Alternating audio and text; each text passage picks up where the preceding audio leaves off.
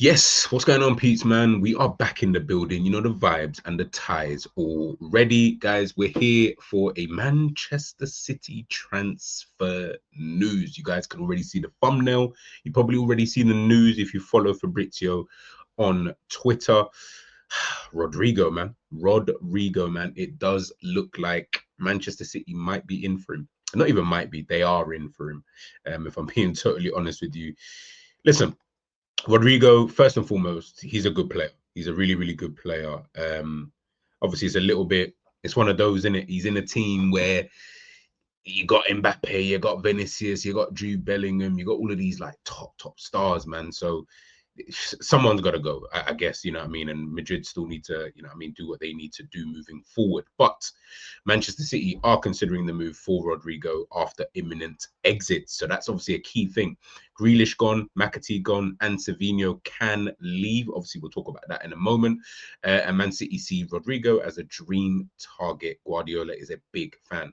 Real Madrid will let him leave if player wants to go, and they are asking around 100 million euros. So obviously this was obviously posted out, and big up Indy, man, because he seems to be getting a lot right, you know what I mean, during this transfer window.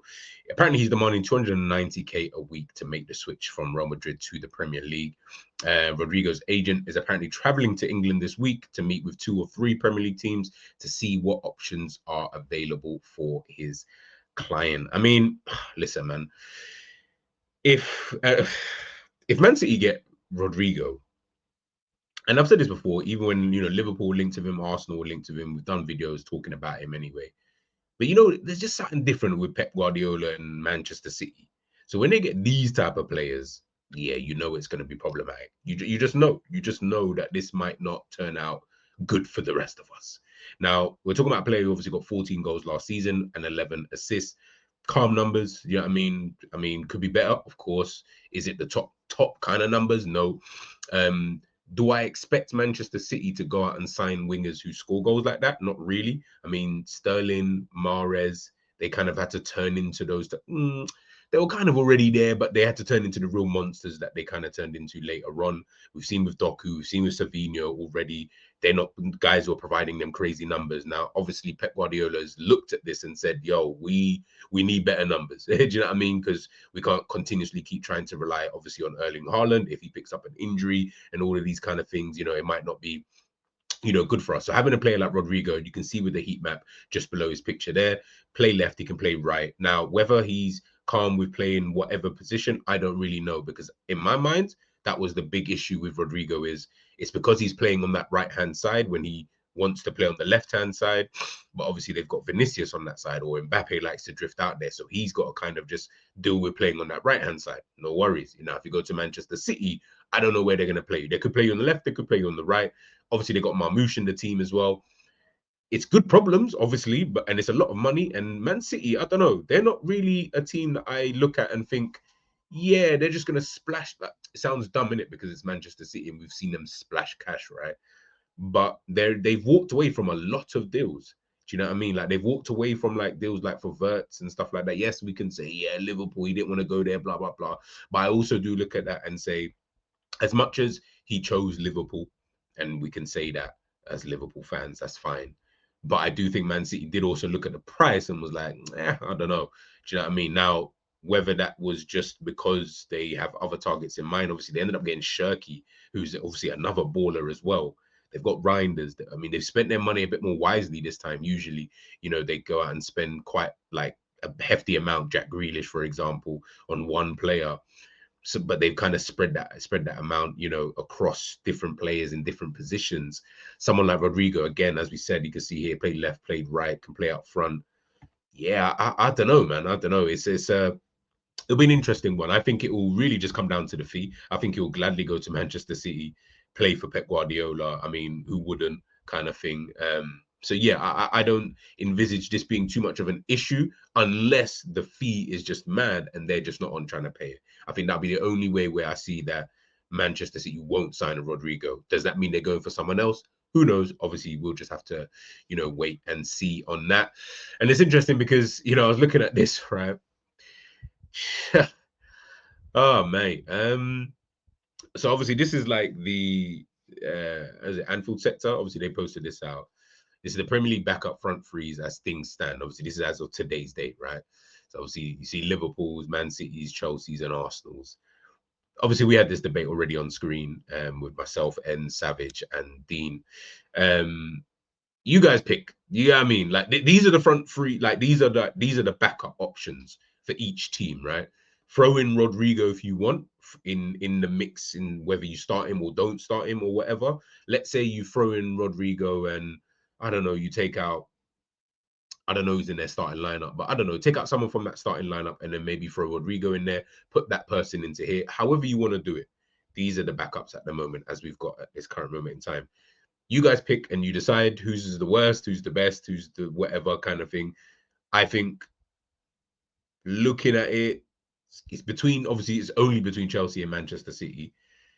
I don't know yet. I feel like Chelsea's one's more exciting, if I'm being honest with you. It's got more talent, but City's one's more proven with Marmoush and Doku, just in terms of the type of players. I don't know. I don't know. Maybe Chelsea maybe might edge it, but I wouldn't argue if you chose Manchester City as well. But again, it would depend on if you throw Rodrygo into the starting lineup, who then comes to the bench. Maybe that might change things. But yeah, it's crazy because then you look at Arsenal's one, and Arsenal's one is like it's okay. It's actually kind of calm when you probably deep it in terms of who might be in your front three anyway, and then these are the guys that come off the bench. It's like it's okay. Do you know what I mean? You could obviously do better, but yeah, it's like, oh, okay, that's calm. No, like it's not going to be a major issue, I don't think. And then obviously Liverpool's one. Yeah, let's just move on. Anyways, so obviously I was looking at possible lineups that Manchester City may or may not have, and again, I don't know how he's going to work it. It's Pep. He's always got a way. Where there's a will, there's a way. I mean, if you look at the team, this hasn't got subs and stuff, but Haaland up top with behind him, he'd have Marmoush, Cherki, and Rodrygo. On paper, that's devastating. Rodri, we know, Ballon d'Or winner, but he's injured and he's not back until the first international break, I believe, of the season. Reinders, who I think is a decent player, scored a decent goal actually for Manchester City the other day. Aït-Nouri, I rate highly. Vardy, I rate highly. Diaz, I rate. Nunes is okay. Trafford still needs to see what he's about, especially in a Manchester City team where they want you to play ball to feet kind of thing, and be able to launch attacks and stuff like that. Let's see how he does under that kind of pressure. But I mean, the team looks good already. And then you're saying, obviously, you've got Rodrygo there. They've still got, I mean, Phil Foden's not even in this lineup. Bernardo Silva's not in the lineup. Kovacic isn't in the lineup. I mean, yeesh. Yeah, I mean, and on top of the midfielders and defenders that they've still got chilling, yeah, it's looking like dark days. Yeah, I mean, if they go out here and add now, they add Rodrygo to that mix as well. Yeah, it's kind of looking a little piece peak, if I'm being 100% honest with you. But listen, it is what it is, and yeah, we just have to deal with it, man. We just have to deal with it. Let's see what Manchester City do moving forward. Now, let's move on to other bits of news. So obviously, we've got Savinho. We saw this morning as well. Savinho may potentially be moving to Tottenham Hotspur. According to Fabrizio, it says more on Savinho. First proposal has already been sent by Spurs, worth 50 million euros, and Manchester City want more. Negotiations are ongoing, with City open to selling, as Savinho is keen on the move, but only at their conditions. Deal is absolutely on. What is Thomas Frank trying to cook over there with Spurs? What is he trying to cook? You know what I mean? Like, I feel like he's trying to do a little something. Now, a lot of people have spoken about Savinho and his record, his GA and stuff like that. Now, I'm not going to sit here and lie and say, well, goals-wise, it's bad. In terms of you only score 3 goals in all competitions in 48 games, that's not a great record. Assist-wise is actually kind of calm. And I'm always about GA. For me, you need to have one dominant thing, right? Whatever, I don't, obviously, depending on the team, and there's always context obviously going to be applied and stuff like that. Now, I'm going to reiterate, these numbers are not great. I'm not going to lie and say this looks good, because in my opinion, it still doesn't really. Even if, let's say, he didn't score any goals and he only had the 13 assists, I still wouldn't look at that and think, nah. Do you get what I mean? I'd still be like, you play for Manchester City as well. It's different maybe if you was like for Nottingham Forest or something, and I saw this, then maybe, but you play for Man City, you do have more opportunities to score goals than other teams. Yes, it's not your primary job, would I say, in the team. You are there to facilitate, and that's very evident because you got quite a lot of assists last season as well. But I still expect more in the goals kind of section. So that is something that maybe he would have to improve upon if he were to move to a Spurs, for example, because you're going to be feeding the likes of Dominic Solanke and stuff like that. So yeah, you'd probably expect a bit more, but yeah, I like Savinho. I think he's a decent player. I guess once the GA matches it, then you know what I mean, you'll be good to go. He can play left, he can play right, predominantly on that right hand side. So maybe that's what Spurs are looking at. But he's got the versatility to play both sides.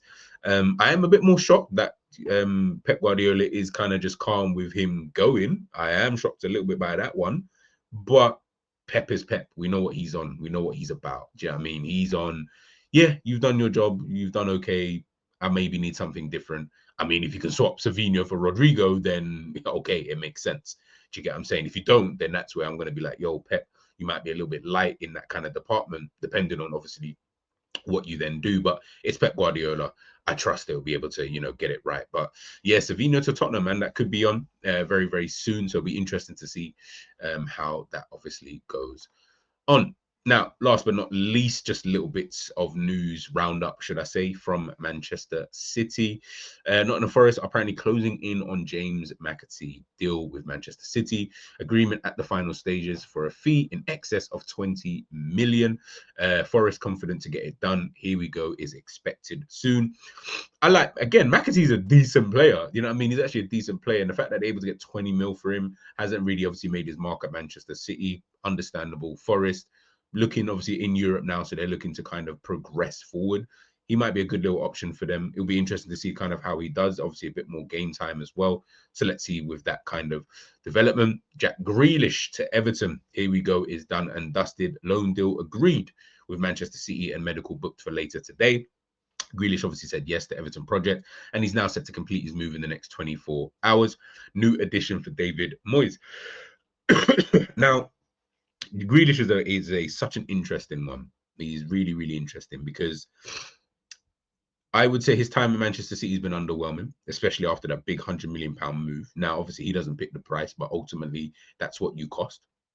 Manchester City felt that you were worth the money because they decided to pay it. You know what I mean? They didn't have to.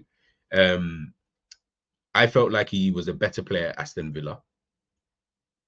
Better player at Aston Villa.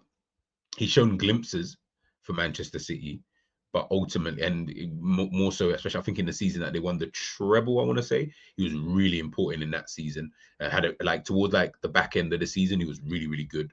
Important goals, assists, and just general play in with Jack Grealish. But yeah, he's a weird one. I also think that he could play in a different position. I think that is a possibility for someone like Jack Grealish, but obviously we'll see how David Moyes obviously fits him into his Everton side. That's going to be the one where he's one of the signings that I'm looking at and seeing, let me see now, because everyone was saying, oh, because Pep Guardiola stifles this guy. Okay, no worries. Let's see what Jack Grealish obviously does when he does get to Everton. If he's still not pulling up any trees, I don't really want to hear it anymore about the Pep Guardiola thing. Do you know what I mean? It's just one of them things. Sometimes you're good in your own environment, and he was really good for Aston Villa, came through there, all of that kind of stuff. He was comfy. You know what I mean? You go to a bigger team, like in terms of in recent history, you go to a Manchester City now. Yeah, now we really need you to step it up. Do you get what I mean? Because now you're really playing at the big boy table.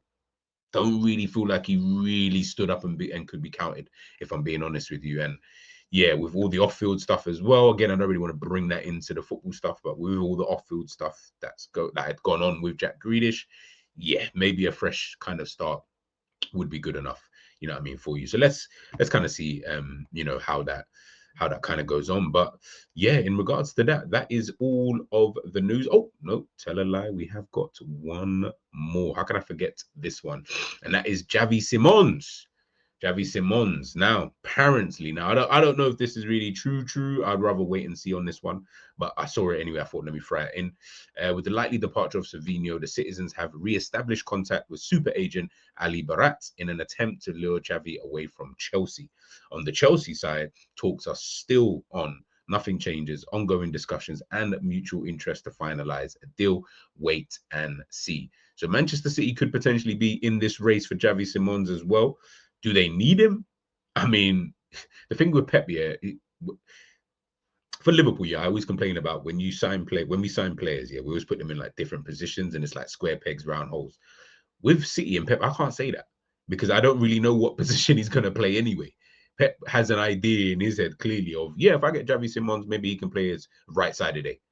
Now, it's not to say he can't play there, but in my head, he's an attacking midfielder. So wouldn't that be the position? He might even just throw him out left wing. Like if he doesn't get Rodrygo, say, oh, I could put Javi Simons left wing. He can play more of an attacking midfielder, left attacking midfielder, so to speak, and then we'll have the overlapping of the fullback. I don't know. I really don't know. So again, this one more. I think he's going to go to Chelsea, but listen, things can easily change. In a heartbeat. We know how football goes. So, yeah, Javi Simons, Jack Grealish, and James McAtee, alongside Rodrygo and the Savinho news as well. That is the Manchester City news done and dusted. Guys, let me know your thoughts in the chat in regards to City. If City get Rodrygo, what you guys saying? Yeah, I mean, what's everyone saying if City get Rodrygo? Like, how are we looking after that, man? Because, yeah, it might start getting real dark, real dark. Let me know your thoughts, comment section. Catch you guys soon.